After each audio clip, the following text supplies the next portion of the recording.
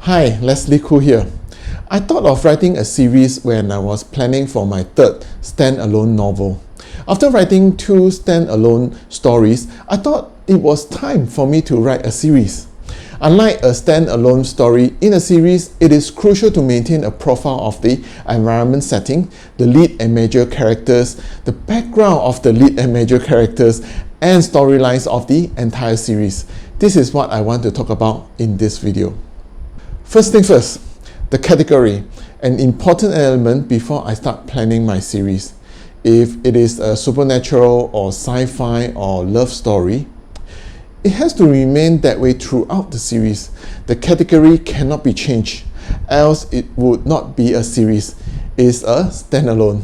So it is important that I must make sure my series is under the category that I like.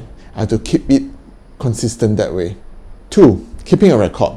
The lead characters are relatively better than the other characters because they appear in every story of the series, so low risk of making mistakes about them. But that does not mean that I do not need to keep a record. I still have to. However, the major characters are different. They will likely appear in some but not all of the stories of the series. So it is crucial to maintain a record. For example, my case, it is a spreadsheet. A record of the profile of the major characters as well as the lead characters. This is to avoid mixing up the profile of the major characters when I include them in different stories of the same series. This profile spreadsheet should also include the story titles that they appear in, because other than the lead characters, the major characters will likely appear in some but not all of the stories of the series.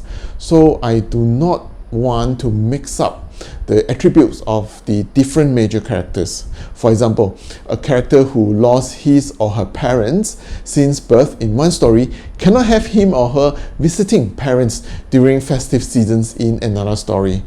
And it is also better to maintain a summary of the characters, both the lead and major, regarding what they do and in which story. That makes it easier for reference.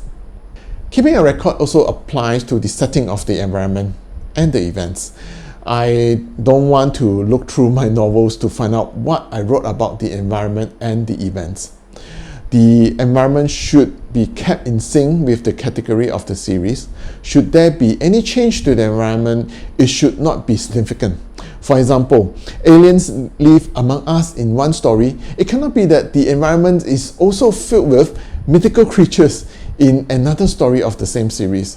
What's important is that the environment must still be in sync with the category of the series after any change being done to the environment. Keeping a record for the events is also important.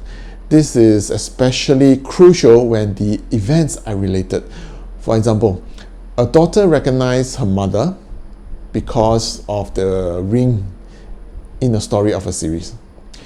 And I don't want to mention that the daughter recognized her mother because of something else in another story of the series. Of course, I'm the author and I should remember. Fair enough. But in reality, I can't remember them all. If there is an easy way to help me store the information, and when I need it, I know where to find it. Why not use it? These are the background stuff that I do for my series. You may have other ways to do it.